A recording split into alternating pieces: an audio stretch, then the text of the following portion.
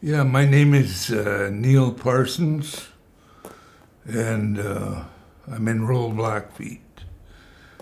And I was one of the earlier faculty members at IAIA. Lloyd New came out to Montana to my ranch to interview me to come to work there at IAIA.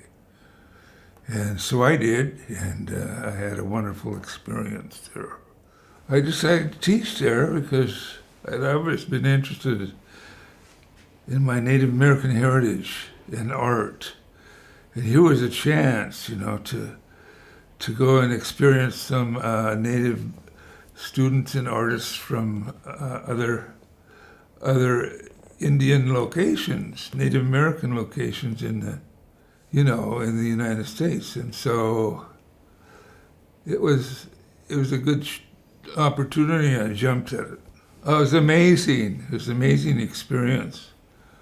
I used to go across Sirius Road every day with Alan Hauser to have coffee in a little coffee shop there.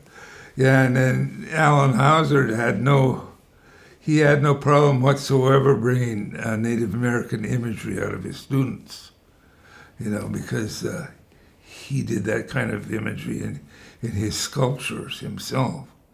And he was an amazing person. But what I do recall is how things began to change after that, after Fritz came there, and how things sort of turned into a more non-traditional kinds of imagery. Earl Eder, I guess I mentioned him once, maybe not. His work, early work was very abstract. You can see that it's inspired by Native American imagery. He used a lot of buckskin colors, and even though it was very abstract, and it wasn't actual pictorial beadwork in any other sense, it was just abstract art springing from his feelings and his background. Donald Monell I did know quite well, and he was a Plains Indian artist, and his paintings sometimes became very large and hard-edged.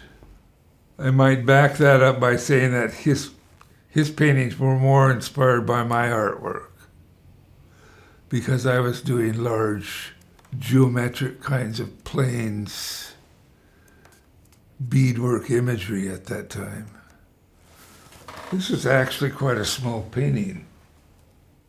It came after I was experimenting with making backgrounds or painting supports, I guess you might call it, canvases that reflected scraped hides. And so I think that may be a good way of describing this painting. The bright color areas at the bottom were something that I discovered that were a good contrast to these large buckskin-looking backgrounds. It seemed like they were very talented, and they were actually sent there from their homes and their home tribes because they were artistically inclined and having early artistic talent, be it even drawing or something at home.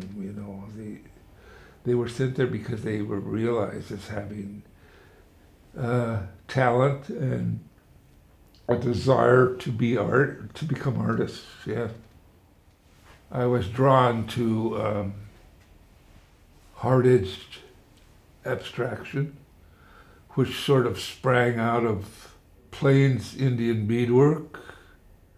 How was I introduced to abstract expressionism? Yes, that's a good question, because I was introduced to abstract expressionism where I went to school at Montana State University in Bozeman. At that time it was Montana State College. And most of my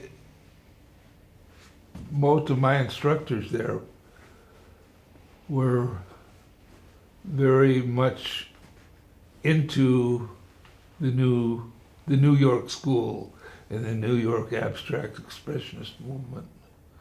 My work has always been, as we can see by both of those paintings, has always been horizontally inspired. And I think that horizontal inspiration comes from having been brought up